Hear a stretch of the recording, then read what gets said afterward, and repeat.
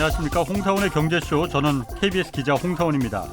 올해 미국 연방준비제도가 이제 기준금리를 급격하게 올리면서 전 세계 주식시장이 다 조정기에 진입했습니다.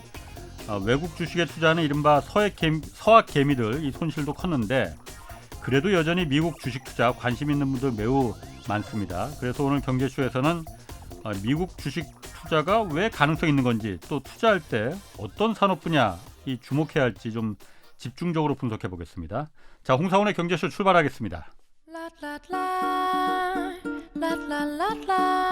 대한민국 경제 오디션, 내가 경제스타 K. 여러분, 경제가 어려워서 힘드시죠? 그래서 준비했습니다. 대한민국 경제 오디션, 내가 경제스타 K. 힘든 경제 상황을 이겨낸 감동 스토리, 우리 가정의 특별한 경제 교육법, 슬기로운 투자 아이디어, 경제와 관련된 이야기라면 모두 환영합니다. 총 상금 6천만 원을 준비했습니다. 자세한 내용은 홍사원의 경제쇼 홈페이지를 참고하세요. 이 프로그램은 당신의 투자의 끼를 춤추게 하는 새로운 투자 플랫폼 탱고픽에서 함께합니다. 네, 지금 들으신 대로 총 상금 6천만 원 걸린 대한민국 경제 오디션 내가 경제스타 K 12월 9일까지 사연 계속 받고 있습니다. 대상 한 명에게 2천만 원, 최우수상 4명에게 500만 원, 또 월장원 40명에게 50만 원씩 상금 주어집니다. 사연은 홍사원의 경제쇼 홈페이지에 올려주시면 되고요. 자, 오늘 앞서 말씀드린 대로 미국 주식시장, 미국 주식 투자 가능성 어디에 주목해야 하는지 좀 분석해 보겠습니다. 미국 현지에 계신 분 모셨습니다. 미국 뉴저지주 러커스 대학의 로스쿨 종신 교수로 계시는 이주택 교수 모셨습니다. 안녕하세요. 안녕하세요. 자, 오늘 미국 주식 투자 좀 얘기를 할 건데, 로스쿨 교수란 말이에요, 이 교수님. 네. 로스쿨 교수면 법대 교수인데 왜 주식 투자 전문가가 되셨는지, 어떻게 되신 거예요? 일단은 법대 교수가 경제학이나 금융 쪽을 모른다고 생각하시면 안 될 것 같고요. 일단 법학은 사회 전반을 규제를 하기 때문에 미국 법대에서는 코퍼레이트 러, 회사법, 기업법 등이 있고요. 저는 국제거래법을 또 가르치고 있고요. 회계라든지 금융도 다 가르치고 있습니다. 그래서 뭐 M&A나 시큐리티 레귤레이션 그런 쪽도 열심히 하고 있고요. 그렇기 때문에 이제 제가 주식시장에 자연스럽게 관심을 기울일 수밖에 없고 경제 상황에 대해서도 자연스럽게 기울일 수밖에 없고 저는 1998년부터 IMF 때부터 사실은 혼자서 투자를 또 해왔습니다. 개인 투자자로서. 그럼 1998년에 그때부터 주식 투자를 했을 때는 한국 주식에 투자를 했습니까? 미국 주식에 투자를 했습니까? 한국에서 대학교 4학년 때부터 대학원 졸업할 때까지 한 4년 정도 투자를 했고요. 그 이후에 미국으로 가서 유학을 한 다음에 레먼 브라더스 사태 때부터 또 미국 주식에 몸을 담아서 그렇군요. 한 14년 정도 투자를 해왔습니다. 그런 백그라운드가 있었구나. 저희가 오늘 모신 이유가 최근에 내신 책이 이제 다시 오는 기회, 미국 주식이 답이다, 이 책을 쓰신 거잖아요. 거기서 보니까는 이 미국 주식 왜냐하면 관심 있는 분들 많거든요. 왜냐하면 한국 주식이, 한국 자본시장이 워낙 좀 어떻게 말해야 될까, 상식적이지 못한 부분 좀 있습니다.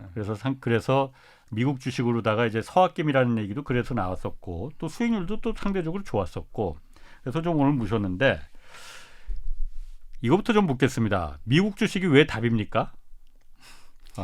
일단은 지금 상황 자체가 미국 주식, 미국 경기가 가장 좋은 그런 상황이고요.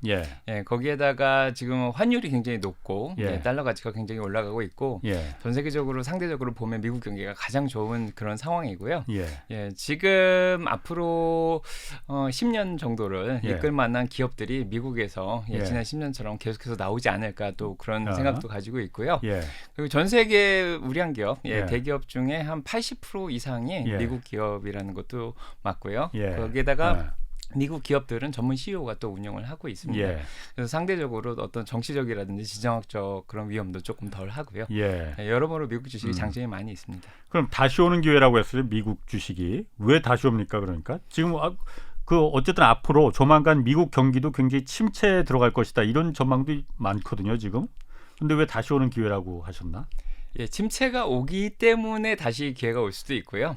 2020년 코로나가 터진 이후로 그때부터 미국 경기가 굉장히 주식시장이 굉장히 좋다가 2021년까지 좋았는데 올해 들어서 이제 금리 인상이 있고 대체제표 축소도 있고 연준의 긴축적인 뭐 그런 태도도 있었고 그리고 여러모로 해서 아무래도 미국이 지금 GDP도 1분기, 2분기에 좀 마이너스로 돌아섰었고요.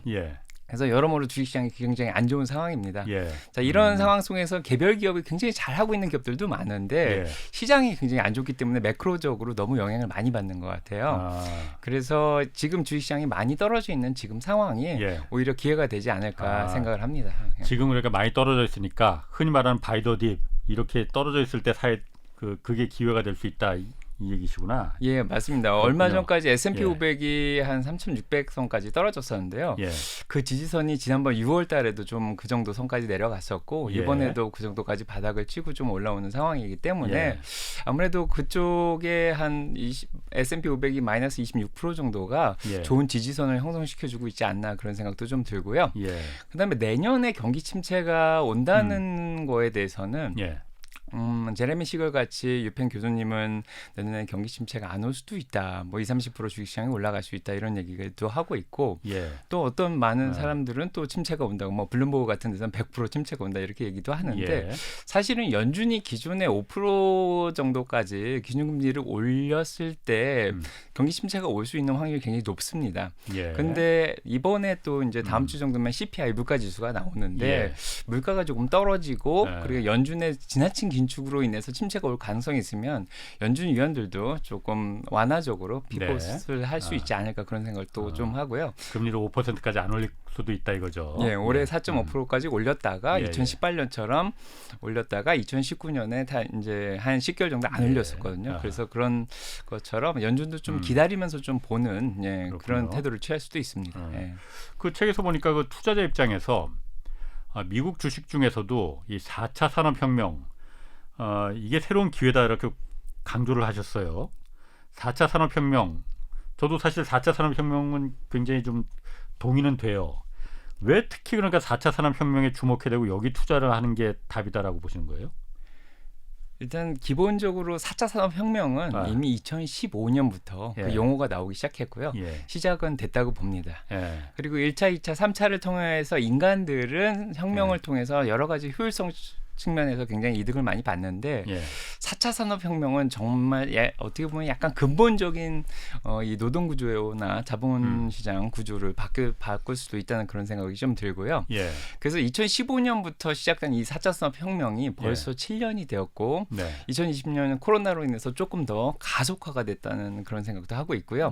그런 것들이 한 2025년 정도 한 10년 정도 지나면은 좀 더 이제 무르익고 사실 지금 빅테크 기업들처럼 수익을 사실은 4차 산업혁명을 이끌면서도 수익을 내고 있는 기업들이 굉장히 많이 나오고 있습니다. 그래서 이런 것들이 조금 더 시간이 지나면서 무르익고 지난 10년을 아마 빅테크 기업들이 스마트폰이라든지 인터넷을 통해서 많은 성장을 거뒀다면 앞으로의 또 10년은 또 새로운 산업이 또 주도를 할 수 있지 않을까 그런 생각이 들어요. 그 4차 산업혁명이라는 게 뭐 얘기는 굉장히 많아요. 그러니까 많이 들어봤어요. 근데 자세히 4차 산업혁명, 3차 산업혁명까지는 뭐 IT, 뭐 1차 산업혁명은 그 증기기관을 통해서 뭐 산업혁명 이런 들었는데 4차 산업혁명은 뭐지? 감이 좀 안 잡히는 분들도 이 방송 들으시는 분들 중에 있을 거예요. 뭐라고 보십니까? 4차 산업혁명은? 4차 산업혁명은 기본적으로 인공지능과 빅데이터를 중심으로 해서 그다음에 5G 같은 통신 시설의 개발을 통해서 더 빨라지고 있고요. 그다음에 자연어 처리 능력이라든지 자율주행 이런 것들, 그다음에 로보트까지 뭐 클라우드도 들어갈 수 있고 바이오텍 쪽의 발전도 들어갈 수 있습니다. 이런 종합적인 발전을 통해서 기존에는 인간 노동을 효율성을 높였다면은 이제는 인간의 노동력을 대체할 수 있는 그런 혁명이라고 볼 수가 있죠. 그래서 뭐 이미 산업 쪽에서 로봇들이 많이 나오고 있겠지만은 우리 인간 생활 뭐 음악이면 미술이면 뭐 금융이라든지 리테일 쪽 아니면 의료 사업 쪽 다양한 분야에 있어서 이제 인공지능이라든지 다양한 4차 산업혁명의 주도 세력들이 인간의 노동을 바꿔 나가고 있는 그런 세대라고 보시면 될 것 같습니다. 그러니까 저도 그러니까 이 4차 산업혁명은 처음에는 좀 이게 무슨 좀 뜬구름 잡는 소리지 했었는데 제가 이렇게 쭉 제 나름대로 한번 좀 정리를 해보니까 결국 이게 데이터 특히 예전처럼 무슨 아주 그 짜잘짜잘한 조그만 데이터가 아니고 이른바 그 빅데이터라는 게 사실 예전에는 빅데이터라는 걸 정부나 공공기관이나 어떤 특수수사기관이나 이런 데서만 독점하고 있었던 그런 데이터였었잖아요. 네. 근데 그게 사실 스마트폰과 인터넷 특히 스마트폰이 들어오면서 개인들이 그 빅데이터를 가질 수 있게 되는 이게 바로 그야말로 데이터 혁명이 일어나는 그래서 예전에는 가능하지 못했던 일들이 막 여러 가지 산업으로 막 파생되는 그게 아마 4차 산업혁명 아닌가. 뭐 저는 하여튼 그렇게 이해를 하고 있거든요. 자 그러면은 4차 산업혁명 관련해서 이 미국이 어쨌든 4차 산업혁명 주도하고 있습니다. 예, 그건 누가 뭐래도 미국이 전 세계 60억, 70억 인구의 모든 데이터를 미국이 뭐 구글은 다 알고 있다고 하니까 네. 구글과 아마존, 애플은 다 알고 있다고 하니까 4차 산업혁명 미국 그 회사 중에서 어떤 좀 그 회사들 투자하는 게 좀 유망할까라는 생각이 들거든요. 일단은 섹터별로 나눠서 예. 생각을 하시는 게 좋을 것 같아요. 예. 그래서 4차 산업혁명은 아까도 얘기 드렸듯이 인공지능 쪽이 있고요. 예. 그래서 인공지능은 벌써 시장이 $90 빌리언 거의 100조 가까이 되는 큰 시장으로 이미 발전을 해 있고요. 예. 그다음에 자율주행 시장이 또 있고요. 예. 거기다가 클라우드 컴퓨팅, 예. 클라우드 쪽에 이제 데이터를 저장을 하고 처리를 하고 이런 분야도 있고 거기에다가 뭐 메타버스라든지 예. 증강현실이라든지 이런 분야도 있고요. 예. 그다음에 바이오텍도 있고 항공우주산업까지 예. 굉장히 다양한 분야에 걸쳐져 있는데요. 아. 각 분야별로 아. 그 경쟁에서 가장 우위에 지금 예. 서 있는 그런 기업들이 좋다고 생각을 합니다. 그 중에서도 인공지능 사실 그게 화두잖아요, 다. 인공지능. 원래 이 교수님이 인공지능에 이렇게 또 관심이 많으시다고 제 얘기를 들었어요. 인공지능 뭐 그 연구하고 그런 계기가 있었습니까, 딱히? 저는 2015년에 보스턴에 살았는데요. 예. 보스턴에 MIT도 있고 하버드도 있고 예. 서부에는 실리콘밸리가 있다면은 예. 동부에는 보스턴에 128이 있습니다. 그래서 도로가 95번 도로가 남쪽에서 북쪽으로 나 있는데 예. 보스턴은 돌아가는 도로가 128이라고 128번 도로가 있어요. 예. 그 주위에 다양한 이 벤처 기업들이라든지 기술 테크 쪽 기업들이 많이 몰려 있습니다. 삼성도 예. 거기 있고요. 오라클도 있고. 예. 그래서 거기에서 이제 많은 과학자들과 예. 그다음에 기술자들과 이제 대화도 많이 나누고 박사님들 교수님들이죠. 그분들과 같이 생활을 했고요. 예. 그러면서 이제 새로운 기술들이 이제 등장하는 것들을 많이 경험을 했는데 예. 자, 2019년에 이제 제가 이쪽 기술 IT 쪽에 좀 연구를 하다 보니까 인공지능의 피해가 나오기 시작했습니다. 피해? 예, 그래서 법적인 분야에서 인공지능을 사람이 프로그램을 넣는 건데 넣다 보니까 사람의 이 가치관이 인공지능에 섞여서 들어가기 시작했어요. 그래서 뭐 백인들을 우선시한다든가 젊은 사람들을 우선시한다든가 아니면 미국 사람들을 더 우선시한다든가 이런 가치관이 들어가면서 차별이 나타나기 시작했습니다. 인공지능에도 그렇겠네요. 그래서 제가 패러다임을 좀 연구를 했는데 4가지 분야로 연구를 했는데 첫 번째는 인공지능이 주는 혜택을 저희가 항상 생각을 해왔지 않습니까? 그러다가 두 번째로 인공지능이 주는 피해에 대해서 한번 생각을 해봤고요. 그래서 법적으로 차별적으로 어떻게 이제 이런 것들을 해결해 나가야 될까 이런 것들을 생각하다가 세 번째는 인공지능과 특히 인공지능과 결합된 로봇들의 권리에 대해서 이제 생각을 또 하게 됐고요.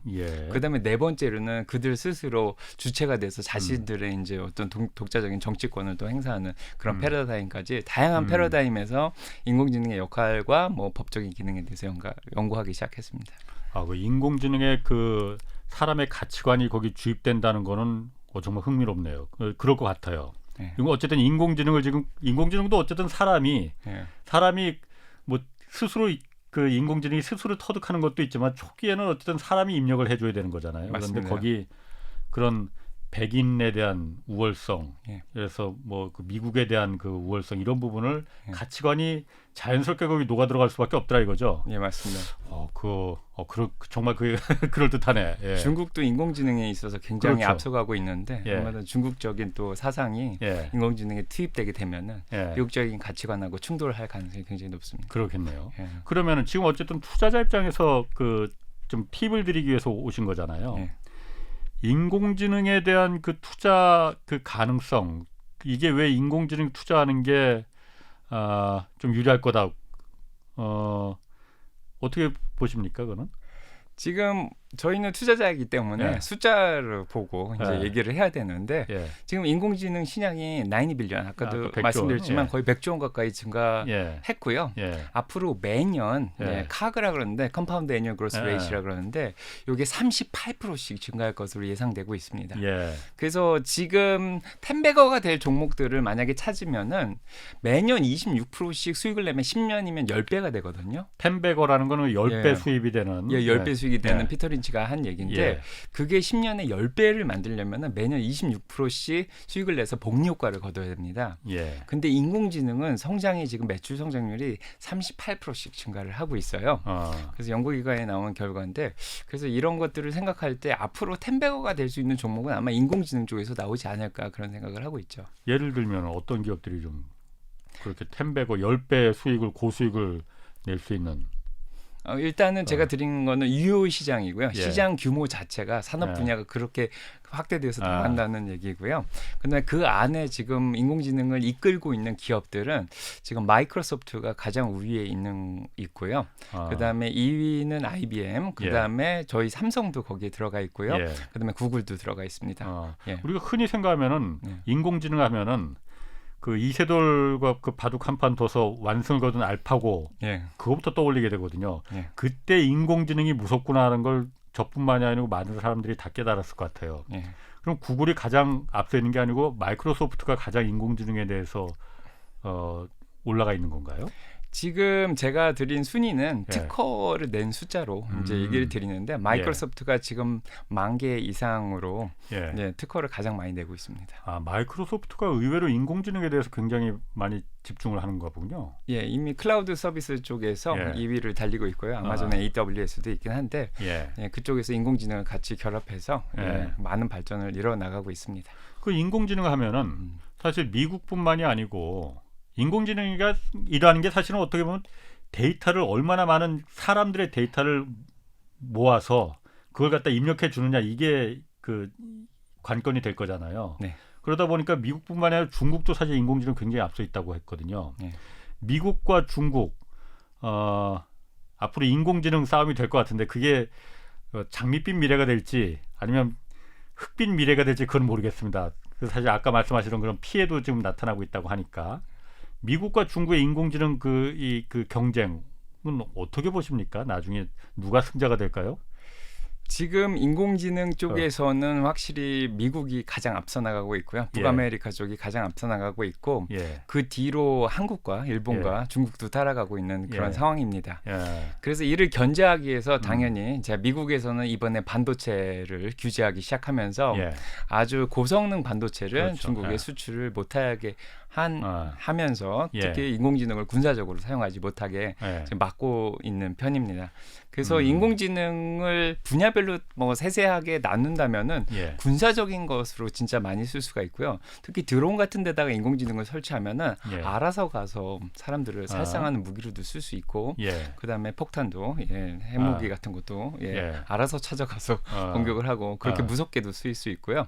거기에다가 소매 판매라든지 금융이라든지 뭐 수렵군이 이제 뭐 수렵을 하는 사람들을 찾는다든가 아니면 자동차 판매 아니면 음식 음료 뭐 서빙 같은 것도 될 수가 있고요. 굉장히 많은 분야에서 지금 우리의 눈으로 보이고 있는 게 이 인공지능이고요. 그래서 전반적으로 그 이전엔 B2C라 그래서 사업체 간의 이 영업 흐름을 이제 도움을 주고 막 이런 쪽에서 쓰였다면 지금 저희 눈으로 이제 보고 있기 때문에 인공지능이 그만큼 많이 퍼져나가고 있고요.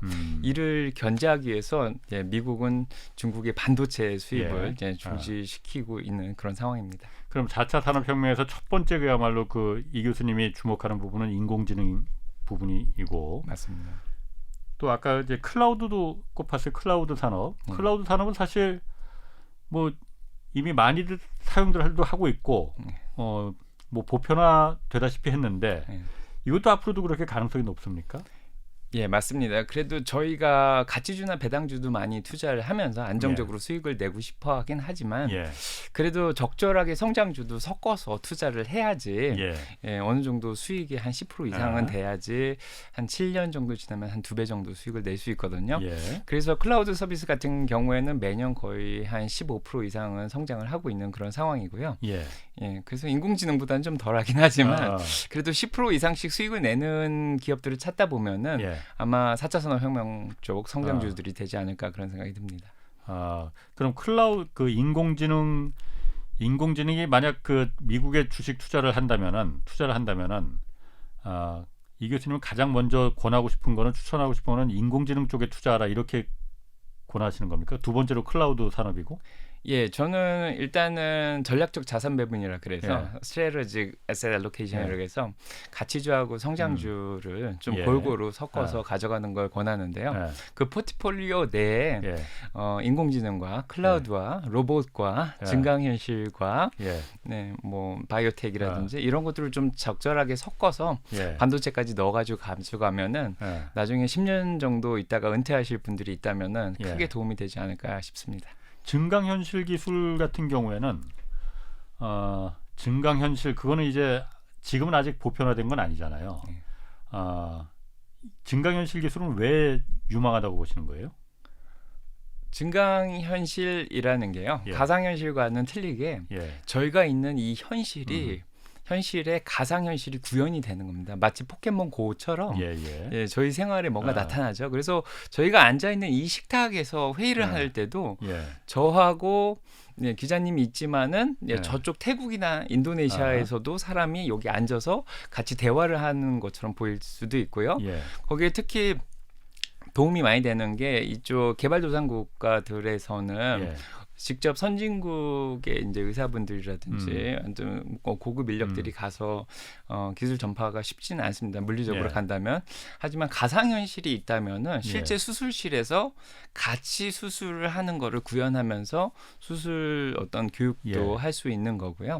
그다음에 산업 전반에 걸쳐서 이제 산업적인 협력을 할 때도 실제 만약에 이제 전봇대 같은 데 올라가서 누가 이렇게 작업을 하는데 이분이 기술이 좀 부족한 사람이랑 감독이 필요한데 감독자가 같이 올라갈 수는 없는 경우에도 감독자가 저 밑에서 가상현실로 앞에다가 스크린을 보여주면은 같이 일하는 것처럼 또 교육을 할 수도 있고요.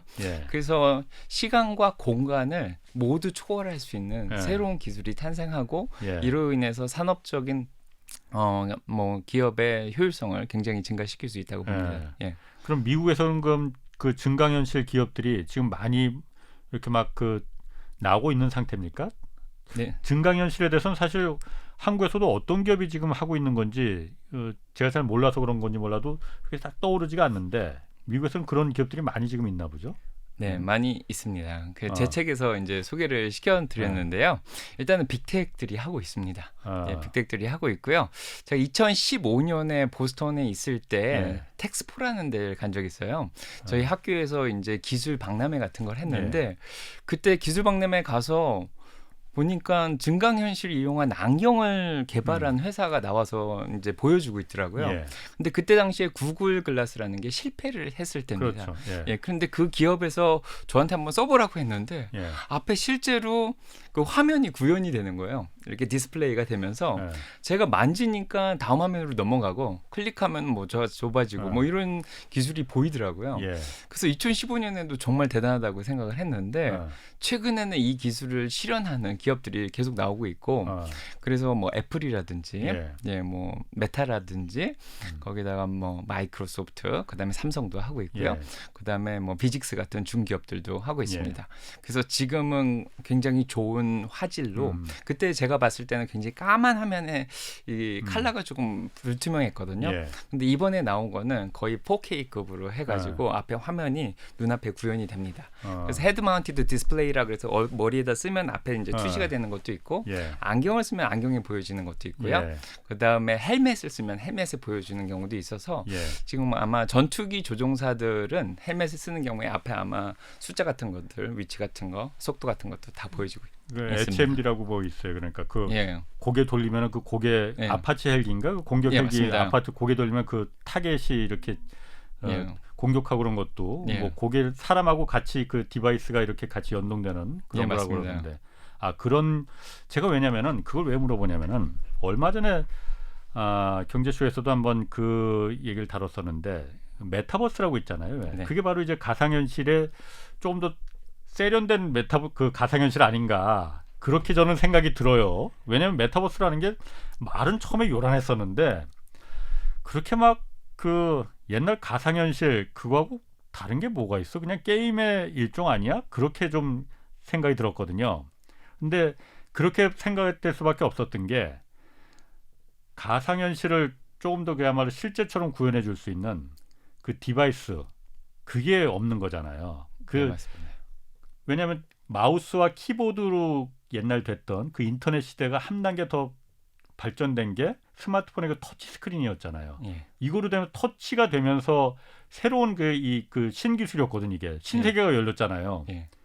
근데 이거로는 메타버스가 사실 그 표현이 구현이 잘 안 되는 것 같아요. 예. 뭔가 이거를 갖다 뛰어넘을 수 있는 그 다음에 어떤 디바이스가 개발되면은 메타버스가 폭발적으로 늘어날 거다, 보편화될 거다 이런 얘기를 하더라고요. 예. 바로 그런 걸 지금 말씀하시는 거죠? 네, 맞습니다. 그러니까 기존에는 어떤 벽이 있으면 지금도 벽에다가 투시를 한 다음에 벽을 만져서 터치를 해서 다음 화면으로 넘어갈 수 있게 하거든요. 근데 지금은 벽이나 화면이 필요 없이 공중에다가 디스플레이가 되니까 눈앞에 한 30cm 앞에다가 구현이 되고 그게 보이면서 이걸 손으로 움직이면서 다음 화면으로 넘어가고 아니면 이렇게 오른쪽에 안경테를 만지면은 뭐 화면이 뭐 바뀌고 뭐 이런 식으로 되니까요. 그래서 메타버스 세계는 어떻게 보면 현실 세계와는 약간 동떨어진 게임 세계라고 볼 수 있는데 저는 증강과 메타버스를 조금 구분을 하는 편이에요.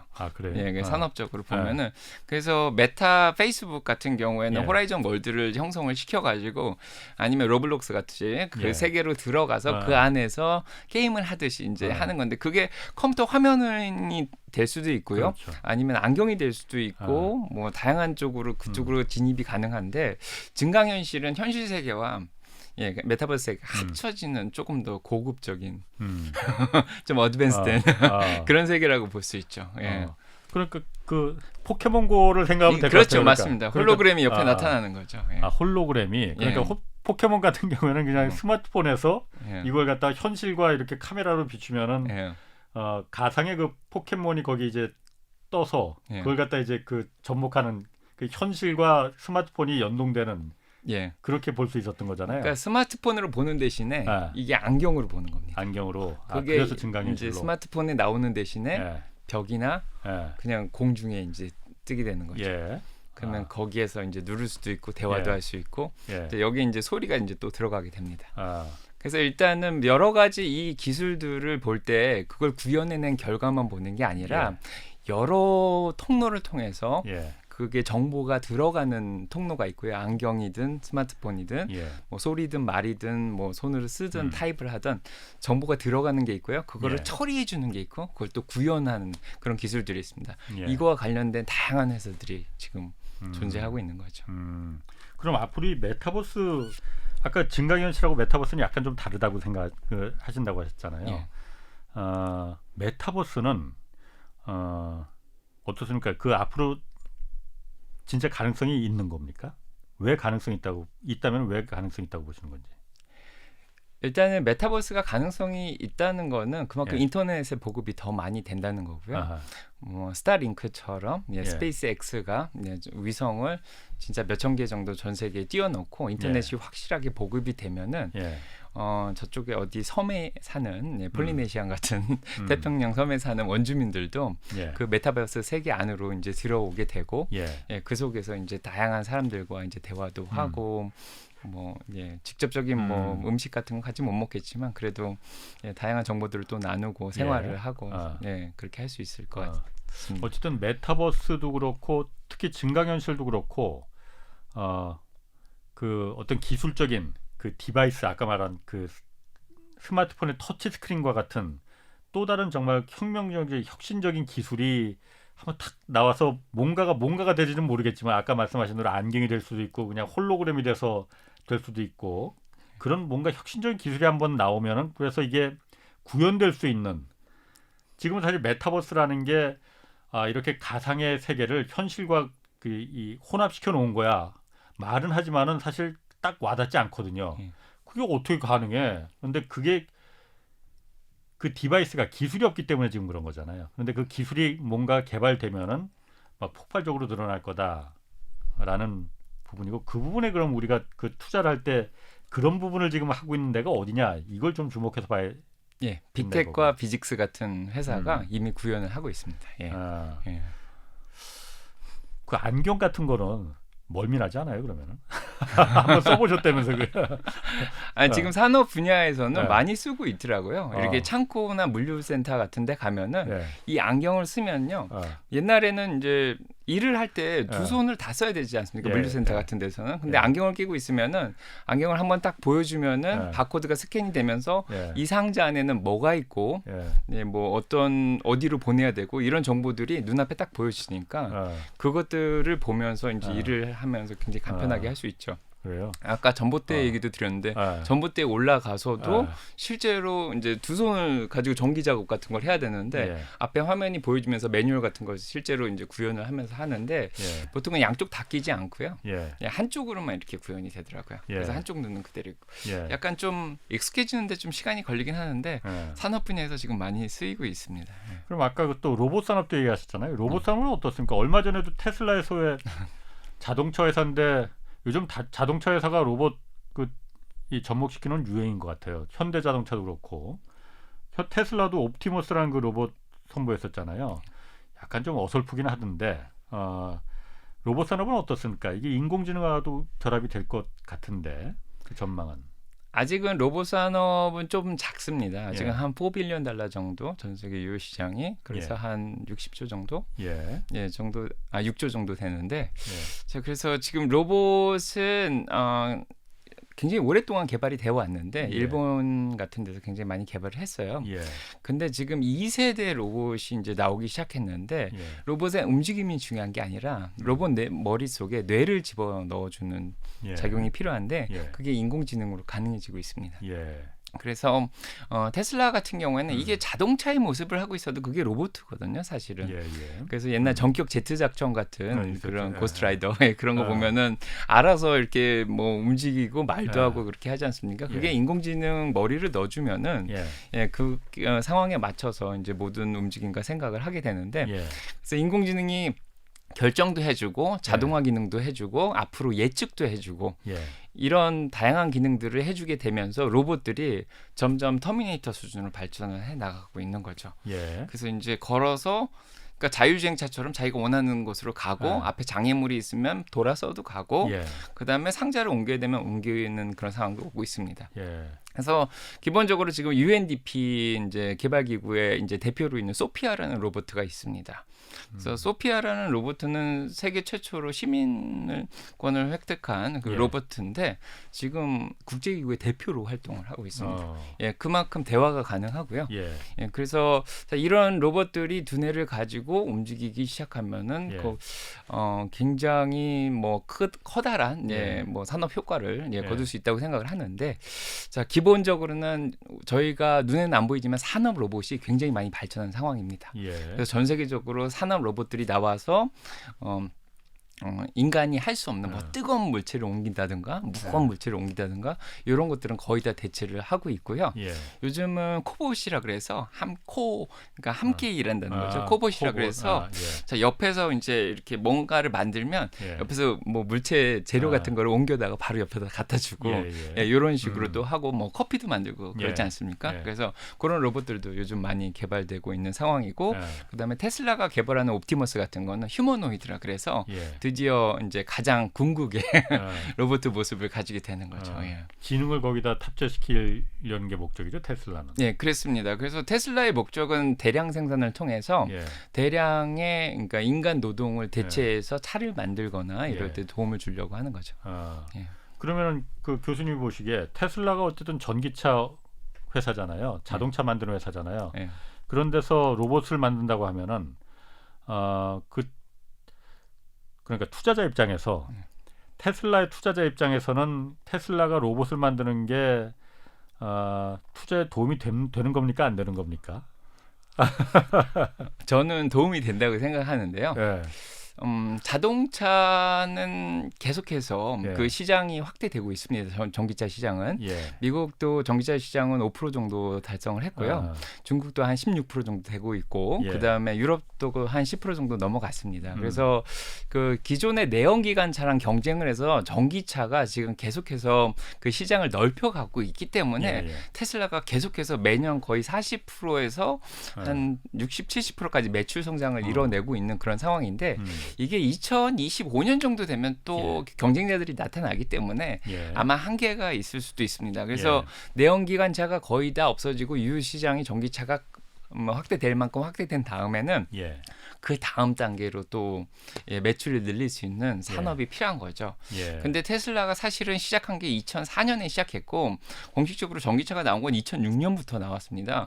그게 벌써 16년 전의 얘기인데 지금부터 로봇이라든지 뭐 자율주행이라든지 뭐 스페이스X 같이 뭐 이런 것들을 계속해서 발전시키지 않으면 2025년에는 결국엔 경쟁에서 도태될 수밖에 없습니다. 수요도 줄어들게 되고 물론 새로운 자동차도 계속 나와야겠죠. 근데 뭔가 새로운 것들을 새로운 상품을 계속해서 개발해 나가는 게 테슬라한테는 앞으로의 10년, 20년을 또 보장할 수 있지 않을까 그런 생각이 듭니다. 그럼 이 교수님 보시기에는 테슬라 왜냐하면 일론 머스크가 워낙 좀 괴짜라서 뭐 엉뚱한 일도 많이 벌이잖아요. 또 그리고 좀 상식적이지 못한 사회적으로 반사회적인 행동도 좀 있긴 있어요. 보면은 테슬라라는 기업은 왜냐하면 테슬라로 지금 손해를 본 분들 많이 있습니다. 사실 앞으로 그 미국 주식하면 테슬라 애플이잖아요. 테슬라는 그 가능성이 어떻습니까?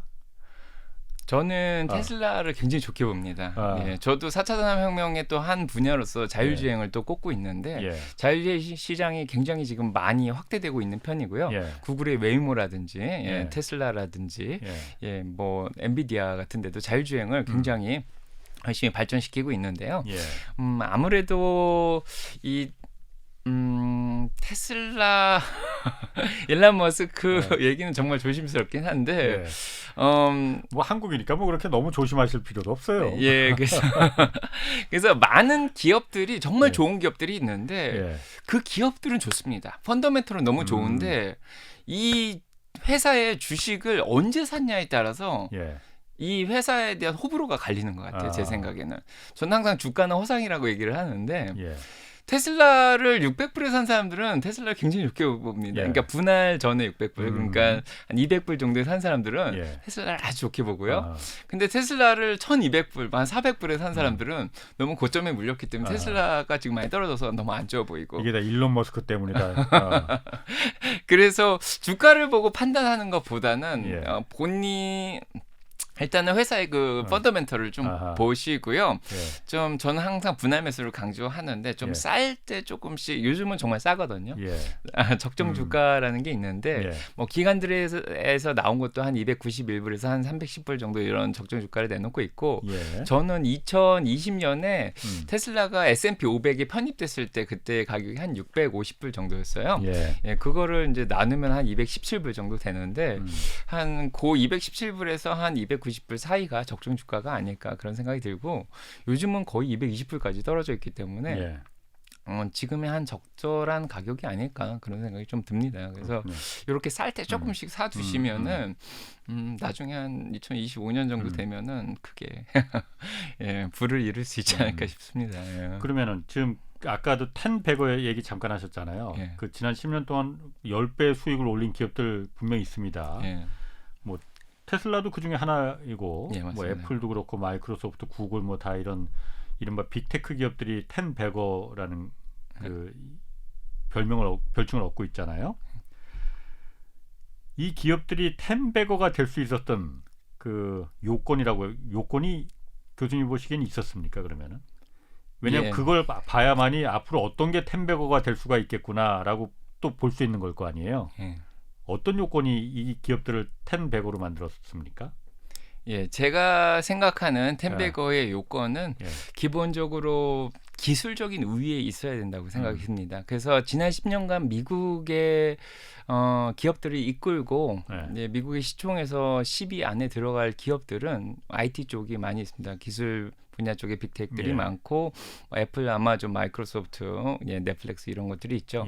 그래서 이 기업들을 가만히 분석을 해보면은 그 산업 분야에서 1등을 차지할 수 있는 최고의 기술력을 가지고 있고요. 그만큼 특허도 굉장히 많이 가지고 있고요. 그래서 경쟁적인 우위에 좀 있는 기업들이 10배거가 있을 가능성이 많고요. 물론 새롭게 등장하는 성장 기업들이 그렇게 될 가능성이 더 높습니다. 그럼 앞으로 그 또 다른 10배거가 왜냐하면 이 기업들이 앞으로도 또 10배거가 될 그럴 가능성도 있는 거예요. 그러면은 기존의 10배거 기업들이 10배 수익을 낸 기업들이 또다시 10배 수익을 가져다 줄 가능성도 있습니까? 일단? 예, 저는 그렇게 보고 있는데요. 기본적으로 각 회사에서 R&D 비용으로 쓰고 있는 것들, 그다음에 그 R&D를 어디에 쓰고 있는가, 이것들을 좀 봐야 될 것 같아요. 그래서 이미 좀 약간 사양 쪽으로 접어들고 있는 그런 산업에서 R&D를 많이 해도 10배거 될 가능성은 없지만 제가 지금까지 말씀드린 그 4차 산업혁명에 있어서 R&D에 계속해서 투자를 하고 있는 기업들은 앞으로의 경쟁에서도 지지 않을 거라는 생각이 좀 들고요. 당연히 스마트폰 시대가 어느 정도 이제 지나가고 있고 스마트폰 시대에서 영화 속에서나 가능한 그러니까 사실은 이 스마트폰도 영화 속에서나 가능했던 그런 것이었거든요. 옛날에 보면. 근데 지금 나오는 영화들에서 앞으로의 10년을 봤을 때 그 옛날에 마이너리티 리포트에서 이렇게 이제 화면을 움직이고 이런 것들, 그다음에 뭐 하늘을 날아다니는 자동차, 뭐 이런 것들 그런 것들이 지금 나오고 있거든요. 실제로 만들어지고 있고 그래서 그런 새로운 시대를 이끌 만한 저희의 상상력이 현실화되는 그런 기업들이 있는데 그런 기업들이 아마 스마트폰에서 스마트카로 아니면 스마트카에서 웨어러블 디바이스 이런 증강현실이라든지 아니면은 뭔가 다른 새로운 형태의 그런 것들이 앞으로 10배거를 이끌어갈 수 있지 않을까 싶고요. 기본적으로 지금 수익을 못 내는 기업들은 아직은 좀 힘들지만 그래도 지금 수익을 내고 있는 빅테크는 기본적으로 잘 할 수 있을 것 같고요. 애플이라든지 마이크로소프트, 구글, 아마존 이런 기업들은 계속해서 이 4차 산업혁명에 투자를 하고 있습니다. 그래서 앞으로도 될 가능성이 굉장히 높다고 생각을 하고요. 그다음에 지금 중기업이나 소기업 중에서도 앞으로 발전할 수 있는 기업들이 많이 있습니다. 뭐 예를 들면 인투이티브 서지컬처럼 이 로봇 서저리를 하는 회사들도 있습니다. 지금 수익을 굉장히 많이 내고 있고요.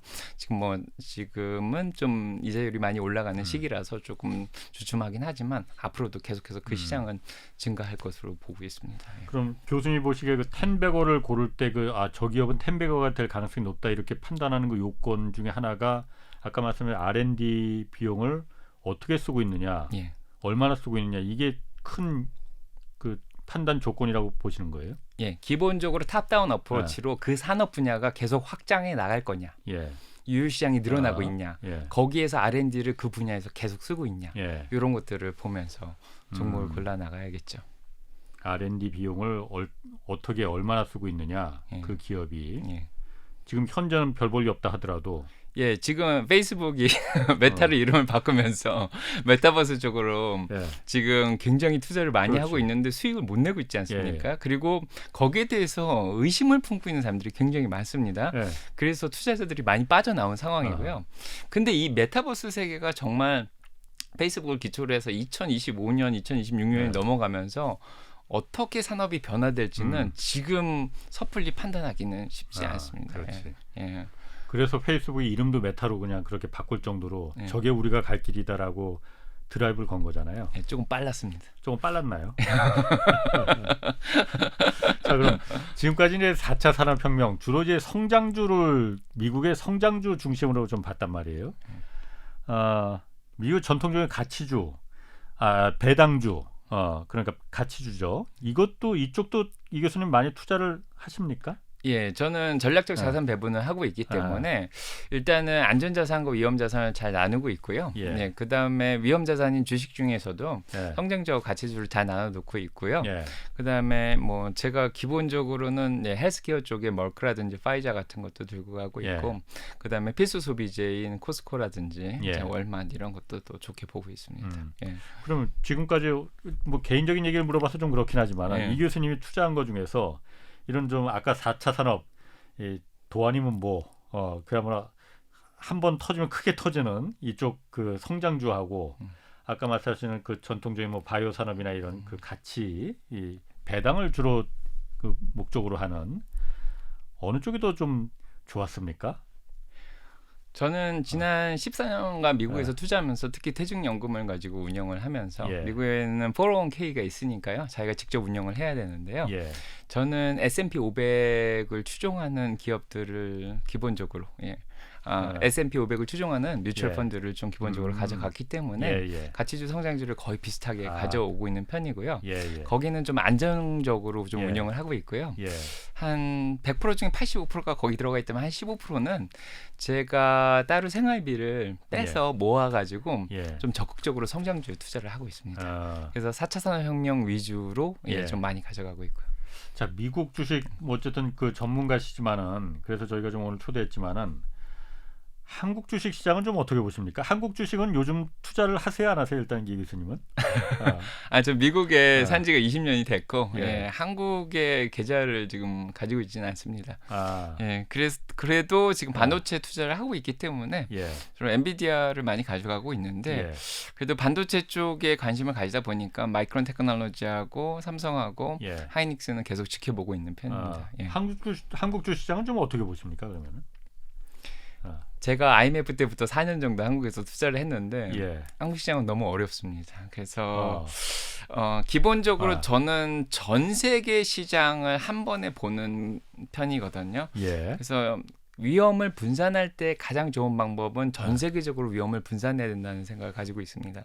그래서 미국에서도 투자 자문을 할 때 위험을 낮추기 위해서는 전 세계적으로 분산 투자를 하라고 그렇게 얘기를 하고 있는데 참 미국의 우량주가 한 80개 정도 모여 있다고 생각이 들면은 한국에는 전 세계 100개 안에 들어가는 기업이 삼성이 한 26위 정도 하고 있고 많이 있지는 않습니다. 그래서 일단은 한국하고 미국 이렇게 나누기보다는 좀 이렇게 우량주 위주로 본다 그러면은 한국에서는 투자할 기업이 일단 삼성이나 뭐 현대차 정도 이 정도로 좋게 보고 있고요. 그다음에 대부분은 이제 미국이 좀 모여 있는 편입니다. 한국 주식이 어렵다는 거는 그 왜 어려운 거예요? 그게 어렵다는 의미가 뭔지? 일단은 시총으로 전 세계적으로 판단을 했을 때는 한국에 있는 기업들은 미국의 한 중소형주 정도의 시총을 가지고 있는 기업들이 많아요. 그만큼 변동성이 높다는 거고요. 변동성이 높은 주식들은 분산을 굉장히 많이 해야지 위험을 굉장히 많이 낮출 수가 있거든요. 그래서 아무튼 저는 변동성 높은 기업은 좀 위험이 높다고 생각을 많이 하는 편이고 그래서 만약에 한국 주식에 투자를 하면은 뭐 전 세계 시총의 26위를 차지하고 있는 삼성이라든지 좀 대형 우량 기업 위주로 좀 투자를 할 것 같고요. 거기다가 제가 IMF 때도 많이 느꼈지만 지정학적 위험이 굉장히 좀 있습니다. 그래서 뭐 북한에서 미사일을 쏘면 주가가 떨어지고 옛날에도 그랬습니다. 좀 이렇게 정치적인 좀 혼란이 있을 때도 주가가 좀 많이 떨어지고 그다음에 또 환율 위험도 있고 하니까 환율이 좀 많이 올라가면은 외국 자본들이 또 주식을 빼는 경향도 있고 그래서 이런 것들을 감안하면은 굉장히 적극적으로 좀 열심히 운영을 해야지 수익을 낼 수 있지 않을까 그런 생각이 듭니다. 흔히 왜 코리안 리스크, 뭐 코리안 디스카운트 하면은 뭐 지정학적인 북한이 바로 이쪽에 있으니까 저기는 어떻게 될지 몰라. 이게 뭐 그것도 분명히 리스크는 리스크입니다. 디스카운트고. 그런데 그 리스크하고 한국 자본시장 뭐 더 잘 아시겠지만은 여러 가지 정말 아까 뭐 처음에도 말씀드렸지만은 비상식적인 이거 또 어떻게 21세기 대명천지 이런 자본시장법이 한국에서는 유지가 되나라는 부분들 굉장히 많거든요. 저도 이제 경제쇼를 진행하면서 보면서 그런 부분이 많이 보이거든요. 이런 부분에 대한 디스카운트 리스크 이 부분은 좀 어떻게 보십니까? 주식 투자나 일단 투자 자문을 할 때 이 규제적인 위험은 항상 염두에 두고 있는 편입니다. 미국에서도 레귤레이터리 리스크라고 해서 이번에도 인플레이션 리덕션 액트, 인플레이션 감축 법안이라든지 반도체 법안이라든지 이런 것들이 통과되면서 영향을 받는 기업들이 굉장히 많이 있었거든요. 그래서 한국에서도 어떻게 보면 규제적인 위험은 감안을 하고 투자를 해야 되지 않을까 싶습니다. 알겠습니다. 지금까지 미국 러커스 로스쿨의 이주택 교수와 함께했습니다. 고맙습니다. 네, 감사합니다. 내일은 경제쇼 플러스 대신 지난주 결방한 대한민국 경제 오디션 내가 경제스타 K가 방송됩니다. 이번 주는 김영익 서강대 경제대학원 교수와 함께합니다. 지금까지 홍사원의 경제쇼였습니다.